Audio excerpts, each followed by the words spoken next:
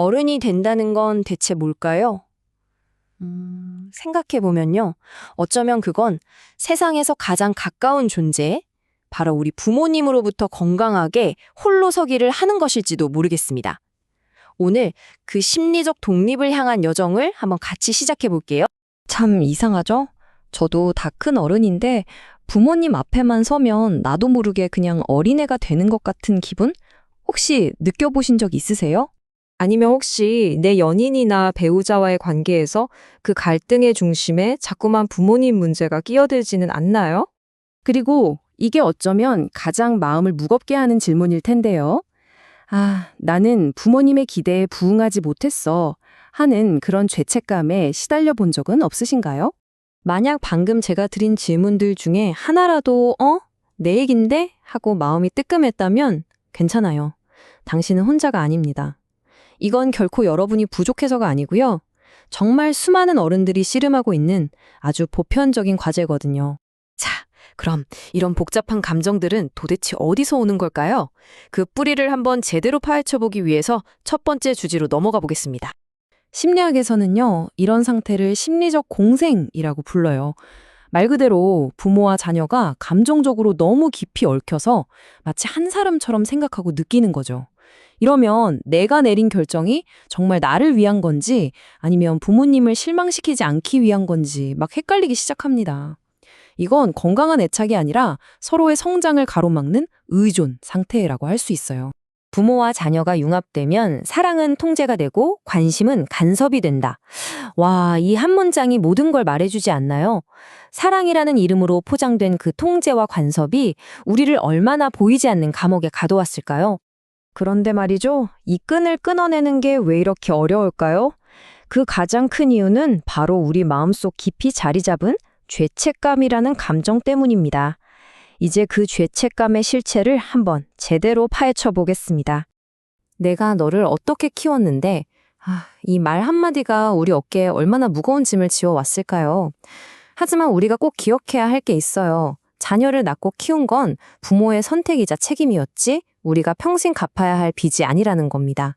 때로는 바로 그 죄책감이 우리를 묶어두는 가장 강력한 통제장치가 되기도 하죠. 한번 보세요. 건강한 효심과 우리를 올가매는 죄책감은 근본부터가 다릅니다. 건강한 효심은 자발적인 사랑에서 우러나오는 선물 같은 거고요. 해로운 죄책감은 의무감과 빚진 마음에서 비롯된 대가를 요구하는 거죠. 여러분의 마음은 지금 어느 쪽에 더 가까운 것 같으세요? 위임된 자아라는 개념도 알아두면 좋은데요. 이게 뭐냐면 부모님이 이루지 못한 꿈을 자녀가 대신 이뤄주길 바라는 마음이에요. 문제는 뭐냐? 이럴 경우 자녀는 자기 인생의 주인공이 아니라 부모님의 못다 이룬 꿈을 위한 도구, 대리인으로 전락할 수 있다는 점입니다.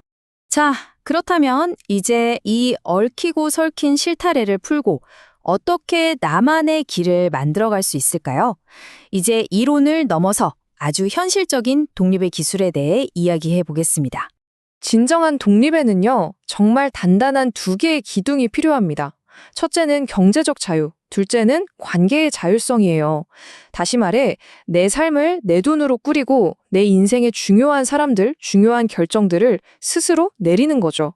이 두 가지는 반드시 함께라야 합니다. 특히 이 돈의 문제를 절대 가볍게 생각해서는 안 돼요. 부모님의 경제적 지원, 물론 달콤한 유혹이죠. 하지만 거기엔 종종 간섭이라는 아주 비싼 이자가 따라붙습니다. 조금 불편하고 또 조금 부족하더라도 내 힘으로 사는 삶이야말로 진짜 내 인생의 시작이라고 할 수 있습니다. 자, 이번에는 조금 더 어려운 단계로 넘어가 볼게요. 이건 절대 부모님의 행동을 정당화하려는 게 아닙니다. 오직 나 자신의 해방을 위해서 우리 부모님을 한 명의 불완전한 인간으로 이해해보는 시간이에요. 모든 것에는 역사가 있잖아요. 가난과 전쟁 속에서 생존이 유일한 목표였던 우리 할머니, 할아버지 세대. 그리고 그 아래에서 사랑이나 감정을 표현하는 법을 제대로 배우지 못했던 우리 부모님 세대. 그리고 그 모든 상처와 결핍이 지금의 우리에게까지 이어진 거죠. 이걸 바로 고통의 대물림이라고 합니다. 여기서 핵심은 바로 이겁니다.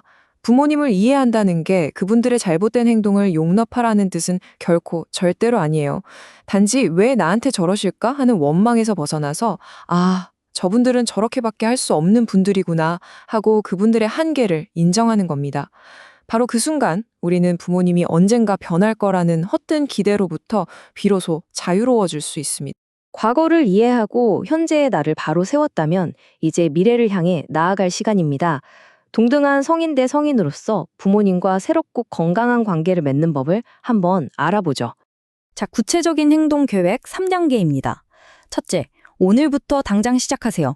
부당한 요구에는 아니오라고 말하고 내 사생활에는 선을 긋는 작은 연습부터 해보는 겁니다. 둘째, 구체적인 독립 계획을 세우세요.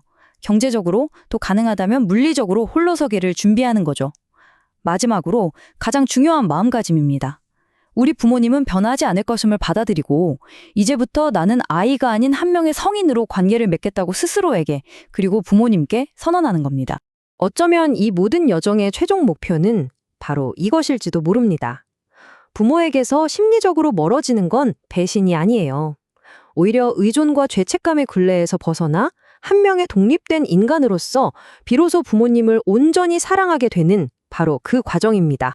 이 모든 이야기를 듣고 난 지금 온전히 당신의 인생을 살아가기 위해 오늘 당장 시작할 수 있는 그 작은 첫걸음은 과연 무엇일까요?